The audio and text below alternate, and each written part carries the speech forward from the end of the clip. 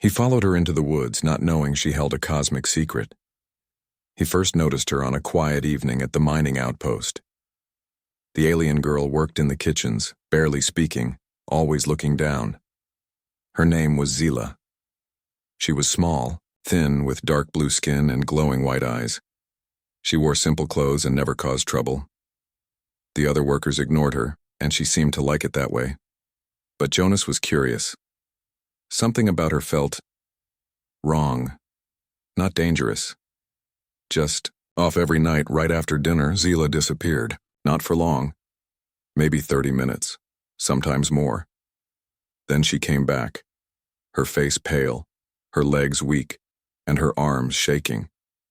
Once, Jonas saw her fall when she thought no one was looking.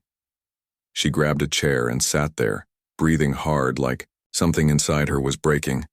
That's when Jonas started watching. He didn't mean to spy. Not at first.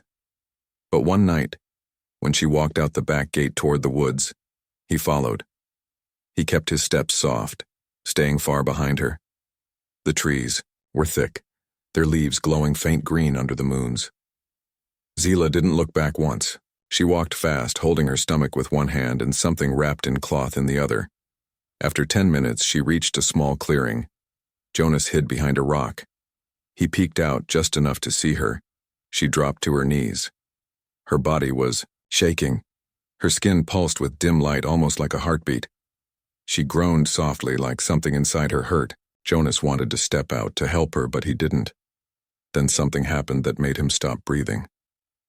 Zela leaned forward and pushed something out of her body. It wasn't blood. It wasn't waste. It was a stone. Not just any stone. It glowed, red and orange like fire trapped in glass. It was smooth, perfect and beautiful, the size of a small egg. It landed gently on the grass and rolled a bit. Zela gasped and fell back, her arms trembling. She reached out, picked up the stone, and wrapped it in the cloth. Her face was filled with pain and fear. Jonas couldn't move. He had never seen anything like it. She was making gemstones. With her body. As she stood, Zela looked around. For a moment, Jonas thought she had seen him. But then she turned and walked away back toward the outpost. Jonas waited a few minutes before moving. His heart was still racing, his mouth dry, his hands sweaty. When he stepped into the clearing, he looked around carefully, and then he saw it. She had missed one. A second stone, half hidden in the grass. He picked it up. It was warm, humming, glowing from the inside. Not just light, energy, power. He slipped it into his jacket. When he got back to his room, he locked the door and pulled out the stone. It was beautiful, more beautiful than anything he had ever seen. But it also felt alive. He placed it on the table and turned off the lights. The stone glowed brighter in the dark. Jonas stared at it for a long time. What was Zela? What kind of creature made gemstones like this? Was she in danger? Was he? He didn't sleep that night. The next morning he tried to talk to her. "Hey," he said, pretending to pass by the kitchen. Zela looked up. Her eyes met his for a split second, then dropped. "You okay?" Jonas asked. She didn't answer. "You look tired," he said softly. She turned her back to him and walked away. Jonas didn't follow. Something told him not to, but the question stayed in his head like fire. Who was she? Why was she hiding this? And how many more of those glowing stones were inside her? He had no answers. Only the memory of that night in the woods, and the warm hum of the stone in his jacket pocket. The truth behind her pain could change the galaxy, not yet. He kept it hidden in a cloth deep in a metal box under his bed. Sometimes late at night, he would take it out and stare at it for hours. The stone pulsed with a soft light, like a slow heartbeat. It was alive. He could feel it. When he placed his hand near it, the stone grew warmer. Sometimes it even responded to his thoughts, glowing slightly brighter if he concentrated. He had no idea what it meant. He only knew one thing. Zela was not just an alien girl working in the kitchens. She was something else, something powerful, something valuable. Days passed. He watched her carefully. Her movements were slower. Now, she seemed weaker. Her hands trembled as she cleaned dishes. Her legs buckled when she thought no one was watching. More than once, he saw her close her eyes and whisper under her breath like she was praying or begging for something. Jonas knew she was in pain. He also knew she was hiding it. One afternoon, he returned to his room and found the box under his bed vibrating. The metal shook softly and the hum from inside had grown louder. When he opened it, the gemstone was glowing bright. Too bright. He touched it and saw a flicker of something that wasn't his own memory. A girl. A cage. Machines. Humming. Needles piercing soft skin. Screams in the dark. Jonas pulled his hand away, heart pounding. What had he just seen? That night, he left his room and went to find her. He spotted her outside, near the old water tanks. She was curled up behind the barrels, shaking. Her arms were around her stomach and her face was soaked with sweat. Her skin flickered with a faint glow under the moonlight. She didn't see him approach until he knelt beside her. Zela, he said softly, what's happening to you? She turned her head slowly, her eyes filled with fear. But this time she didn't look away. Instead, she whispered, You followed me. Jonas nodded. I saw you in the woods. I saw the stone. Zela's face twisted with pain, not just from her body, but from shame. She looked away, biting her lip until it bled. They said if anyone knew, I'd be taken, cut open, drained. Who said that? Jonas asked. Zela hesitated. Then she spoke, her voice like dry leaves in wind. I was made in a lab, not born, created. Grown in tanks by rich ones who wanted gems without mining. My kind, we're bred to produce, like machines. Every gem comes from inside us. It's not just waste, it's soul, life. Each one takes a piece of me. Jonas stared at her, stunned. He couldn't believe what he was hearing. But the pain on her face, the truth in her voice. It was real. You're dying, he said. She nodded. I can't stop the cycle. My body is programmed to keep making them. And now, I think it's killing me. Jonas sat beside her in silence. Why didn't you tell anyone? He asked. Would you? She replied, looking at him now. If your body made something worth millions, and everyone around you was hungry for power? He had no answer. She was right. If the wrong people found out, even the right people, they would never let her go. She would become a prize, a source, a thing. Zela tried to stand, but her legs gave out. Jonas caught her and helped her sit against the tank. You can't keep going like this, he said. You need help. She shook her head. No one can help me. Not without hurting me. Jonas felt anger rise in his chest. Not at her. At the people who had done this to her. At the system that had allowed it. She wasn't a creature to be harvested. She was a person, and she was alone. But maybe she didn't have to be. You're not a machine, he said firmly. You're not a thing. You're Zela, and you're not alone anymore. She looked at him, eyes wide. For the first time, she didn't look afraid. But far away, deep in the woods, a sound echoed through the trees. A howl. Then another. Not animals. Not machines. Something else. Something hunting. Jonas froze. Zela's eyes turned cold. They found me. She reveals why her body makes gems. And why she's dying. The sound from the woods didn't stop. It grew louder. Deeper. Like machines grinding against rock. Only alive. Jonas turned his head, scanning the darkness beyond the trees. Zela didn't move. She sat still, her breath quick and shallow, eyes wide, body glowing just faintly under her skin. Her fear was different this time. It wasn't pain. It was memory. What are they? Jonas whispered. Harvesters, she said softly. They were made to collect us. They smell the gems. They follow the scent of pain. Jonas helped her stand, slowly, carefully, like she was made of glass. Her bones felt lighter than they should. Her skin was cold. Her hands trembled as they gripped his arm. They had to move. But Zela's body was failing. Jonas could feel it. She wasn't going to last long. They moved through the edge of the base, taking narrow paths behind the storage towers and food crates. Zela leaned against him the entire way. He could hear her breath catch every few steps. When they reached his room, he closed the door quickly and turned off the lights. Only a dim red glow from the emergency bulb lit the space. He sat her on the bed. Zela looked around, confused. You brought me here? Jonas nodded. You're not safe anywhere else. She stared at him for a long moment. Then quietly she said, No one's ever done that for me.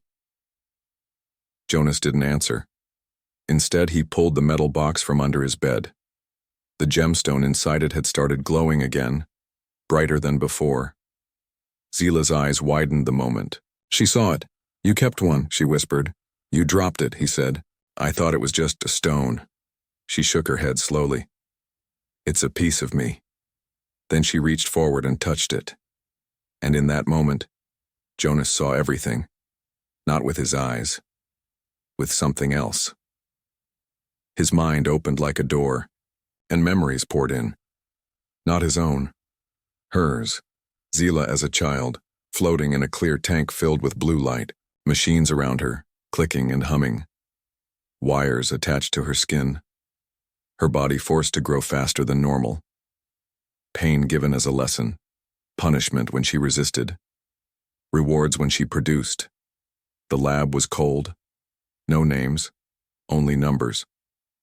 Jonas gasped and pulled back. Zela fell to the bed, her face pale. Every time they forced a gem out of me, she said, I lost a part of my soul. That's what they're made of. Compressed life. Stolen essence. My kind was made to die young. Because they didn't want to deal with us when we got aware.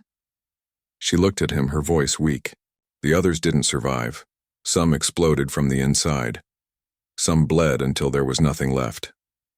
They said I was strong, special. But it just means I'm dying slower. Jonas sat beside her, stunned. He thought of the gem in his hands. Something so beautiful. So perfect. And now all he saw was pain. How many have you made? He asked. Zela closed her eyes. I stopped counting.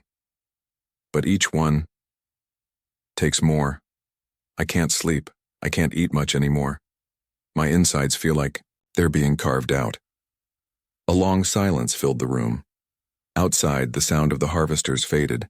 Maybe they hadn't found her yet. Or maybe they were waiting. Jonas clenched his fists. You shouldn't be hunted. You should be free. Zela gave a faint smile. Freedom means nothing when your body's your cage. He turned toward her, fire rising in his chest. Then we break the cage. She opened her eyes again. Something in them had changed. Not hope. Not yet. But maybe the beginning of it. Why are you helping me? She asked. You don't owe me anything. Maybe I don't, he said. But I saw what they did to you, and I can't unsee it. Zela leaned back on the bed, her hand still, touching the glowing gem. Then you should know something else, she whispered. What? Those harvesters? They're not here for just me.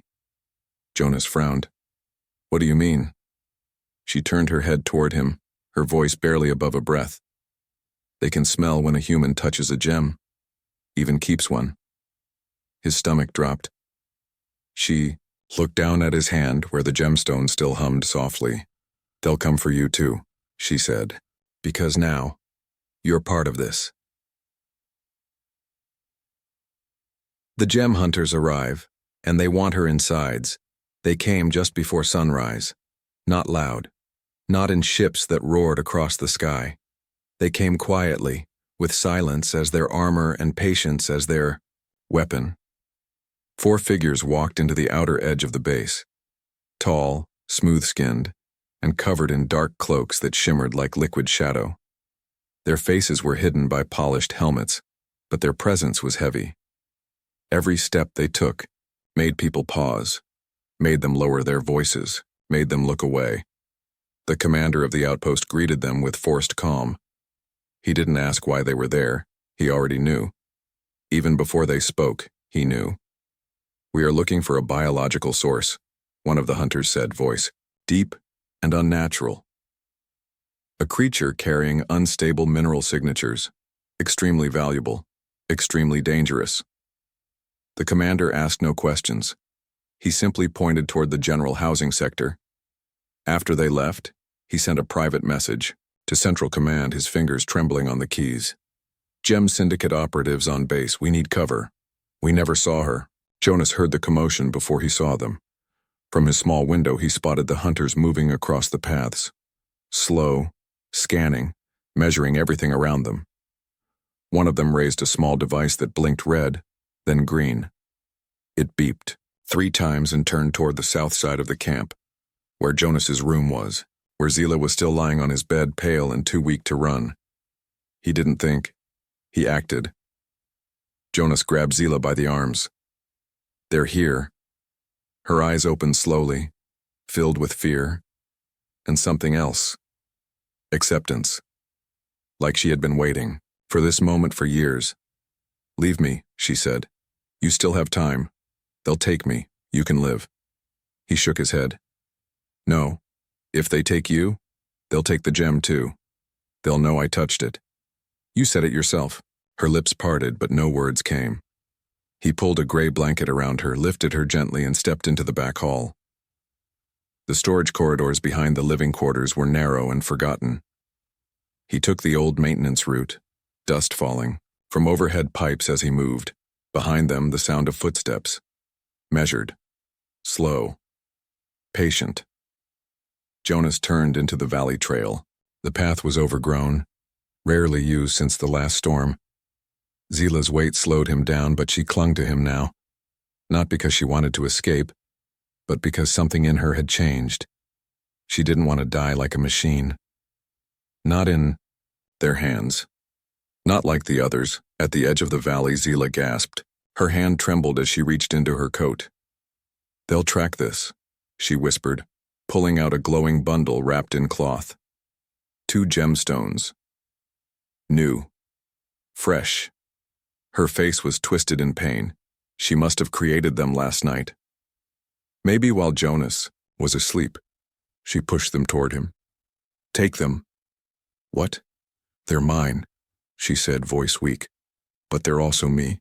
If they find them on me, they'll tear me open looking for more. But if you keep them, maybe you'll live long enough to understand." Jonas didn't want to, but there was no time to argue. The footsteps were close now, almost behind them. He took the bundle and slipped it into his jacket. They reached the mouth of a small cave just as the first hunter stepped into view. Tall, metallic, faceless. Jonas ducked into the darkness, holding Zela close, breathing hard. They were trapped. The cave had no other exit. Zela shivered.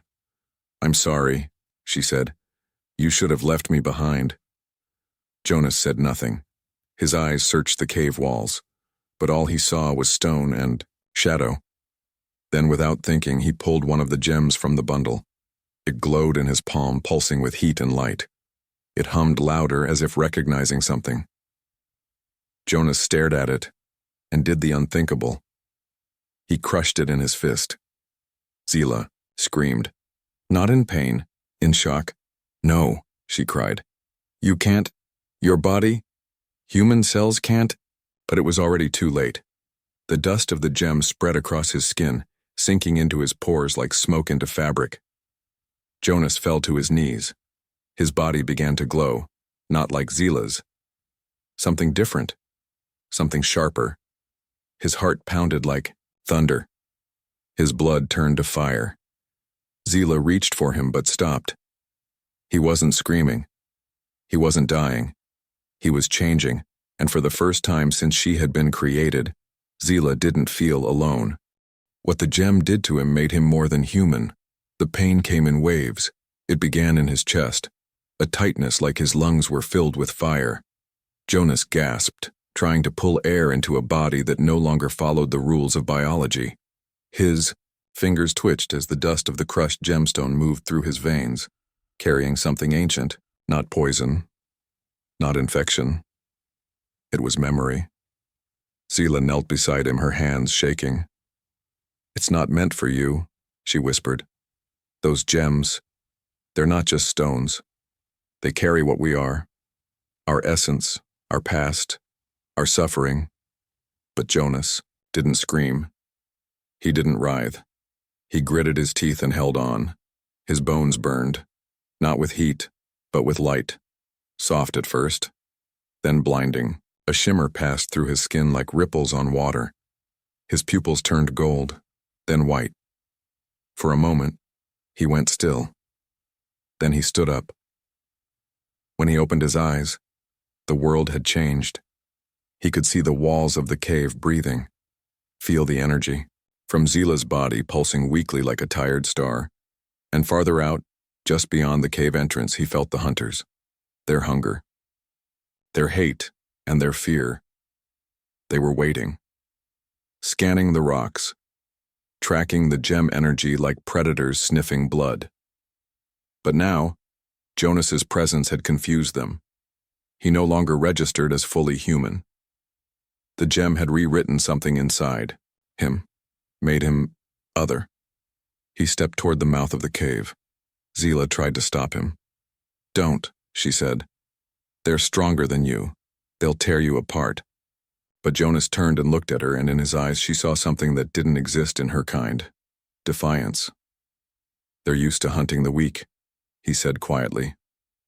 "Let's show them what it feels like to be hunted." The first hunter entered the cave moments later, tall with armor that shimmered like oil. His weapon glowed blue, humming with electric charge. But he paused when he saw Jonas, tilted his head scanning him. The data made no sense. Human signature, corrupted. Energy reading, unstable. Gem influence, dominant. Jonas didn't wait. He stepped forward, lifted his arm, and without touching anything sent a shockwave through the air. It hit the hunter like a wall of invisible force, slamming it back into the stone. Its helmet cracked. Sparks burst from its chest. The cave shook. Zela's mouth fell open. You used the gem's power," she whispered. Jonas turned, breathing hard. "No," he said. "I didn't use it. It used me. We're connected now." Outside, the remaining hunters regrouped. They didn't speak, but their movements changed. Slower, cautious. They weren't just tracking prey anymore. They were preparing for war. Jonas knelt beside Zela. She was too weak to run. Her body was collapsing from the inside. Too many gems. Too much life drained. He touched her forehead gently. "I'll get you out of here," he said. Zela grabbed his wrist. "If you fight them," she said slowly, "you'll become like me. You'll lose parts of yourself. The gem doesn't just give power. It takes things, memories, emotions. It burns you slowly from the inside." Jonas nodded. "Then let it burn." He stood and stepped into the light of the cave entrance. The morning was quiet.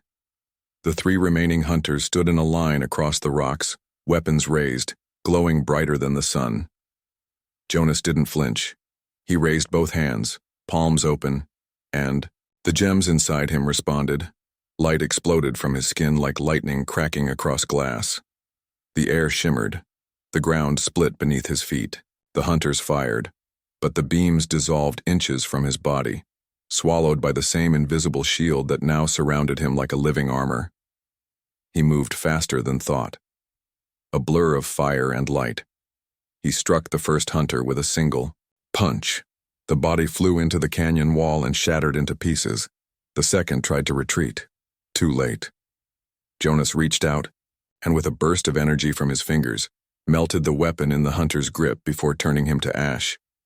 The third dropped its weapon and raised its hands, but Jonas didn't kill it. Instead, he walked right up to the trembling creature.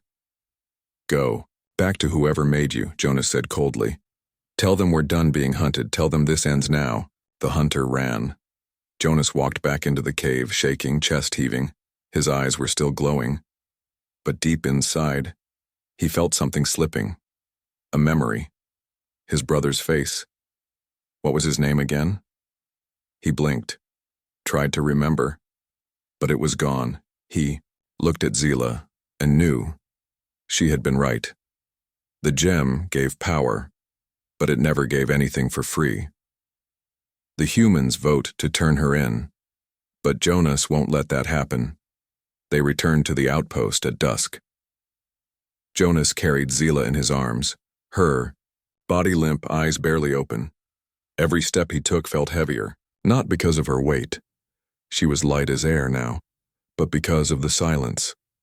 The kind of silence that follows something loud, something powerful, something that changed everything. The gem's power still flickered inside him like coals, underskin, but it wasn't a gift anymore. It was a warning. Every second it remained inside him, he felt it pull at his memories, small pieces vanishing like leaves in the wind. He passed people in the corridor. They stared. Not at Zela. At him. His eyes still held the glow of the gem. His steps left faint heat prints on the metal floor. No one spoke. No one dared. By nightfall, the outpost commander had called a meeting. The main chamber was full. Soldiers, engineers, miners, everyone had heard. The gem syndicate hunters were dead or gone. The alien girl was responsible. The human who helped her had turned into something else. And now, there were decisions to make. Jonas stood in front of them, Zela behind him, sitting on a chair with a blanket over her legs. Her hands were folded in her lap, too weak to lift her head. But her presence made the room tense. Like a sleeping fire that could wake at any second, the commander stepped forward. "You know what she is," he said, voice low but clear. "You've seen the power, the danger. You've seen what one of those stones did to Jonas. We can't control this. We can't protect her. If the syndicate sends more, we all die." A murmur rose in the crowd. Some agreed. Some stayed quiet. Others looked away. "We hand her over," the commander continued. "They'll leave us alone. She's not one of us. She never was." Jonas stepped forward. Slowly. "Say that again," he said. The commander turned. "She's not human. She's a lab-grown gem farm, a walking resource. The moment she arrived, we were already dead. I'm trying to save what's left." Jonas raised his hand, and the gem inside him lit up again. A few in the crowd gasped. Some took a step back. "You're afraid?" Jonas said. "I get it. So am I. You saw what happened to me. I'm changing. I can feel it. I might not even survive this. But you know what scares me more than the gem?" He pointed at Zela. "The fact that someone looks at her and sees a thing, a price, a deal to make." The room fell quiet. Jonas's voice grew softer, but stronger. She didn't ask to be made. She didn't ask to bleed stones. She didn't ask to die young so some rich alien could wear her body around his neck. She came here trying to survive, just to breathe, just to last one more day. And now you want to hand her back? His hands shook as he pointed to his chest. "This thing, inside me, it hurts. It's taking things from me. And I still wouldn't trade her for safety." He looked around the room, one by one. "Because if we sell her, we're not human anymore either." For a long time, no one spoke. Then, from the back of the crowd, an older woman raised her voice. "He's right." Others nodded slowly, but not all. From the far corner, a man in officer uniform drew a small blaster. His face was blank, his movements smooth. Jonas saw it too late. The man aimed straight for Zela. A single shot. Fast. Jonas moved without thinking. The gem inside him reacted. Energy burst from his palm and caught the bolt mid-air. The light scattered into golden sparks. The blast never touched her. In the same second, Jonas reached out and crushed the weapon with his bare hand. The man screamed and dropped to the ground, clutching his crushed fingers. Jonas didn't look at him. He walked back to Zela. Knelt down. She was staring at him now, a slow tear running down her cheek. "You don't even know me," she whispered. Jonas reached for her hand and held it gently. "I don't need to," he said. "I know you don't deserve to be hunted, and that's enough." From that moment, something shifted, not just in the crowd in the outpost, in her. She had never been protected before, never chosen, never seen. Until now, she gives him one final gift and disappears into starlight. The days that followed felt borrowed. The threat was gone, for now. But tension still lived in the halls. People walked softer, spoke slower, as if afraid to break something invisible. Jonas remained by Zela's side. He barely slept. He barely ate. Not because of duty, but because the gem inside him was taking more. Each morning, he forgot something small. A face from his childhood. The smell of rain. His brother's laugh. Each night, Zela watched him with sorrow in her eyes. She was growing quieter too. Her body, once filled with unnatural energy, was dimming. The pulses beneath her skin faded with each breath. The last gemstone had drained too much from her, and now her form was soft and weightless, like a whisper waiting to fade. Jonas sat beside her as the moons rose, light shining gently through the window. He held her hand. Her skin was cold. "You're still here?" she said, voice so soft it trembled in the air. "Of course," he whispered back. She smiled. It was a tired smile, but it held something deep, something full of peace. "I thought I'd leave this world without anyone knowing my name," she said. "But you gave it back to me, made it mean something." Jonas shook his head. "You already mattered. I just reminded you." Silence fell between them, not heavy, warm, comfortable, like a blanket laid over the pain. Then she stirred. With effort, she sat up straighter and reached into her coat. Her fingers brushed something inside, and slowly, she pulled it out. Final gemstone. It glowed with soft silver light. Not fiery. Not red. This one pulsed with a cool calm, like moonlight frozen in crystal. Jonas stared at it. "Another one?" Zela nodded. "The last. My body can't make more, not without dying. But this one, it's not made from pain, not from pressure. This one came from love." His heart clenched. "Take it," she said, pressing it into his hands. "Not to use, not to fight, to plant." "Plant?" he asked, confused. "Yes," she smiled gently.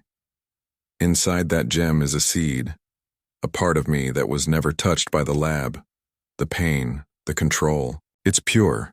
It's me before all of it. If you plant it in the right place under real sky, I'll grow again. Not as I am, but as I should have been." Jonas's hands closed around the gem. His voice cracked. "I don't want to lose you." Zela leaned forward, her forehead gently touching his. "You're not losing me," she whispered. "You're helping me begin again." And then, her light started to lift.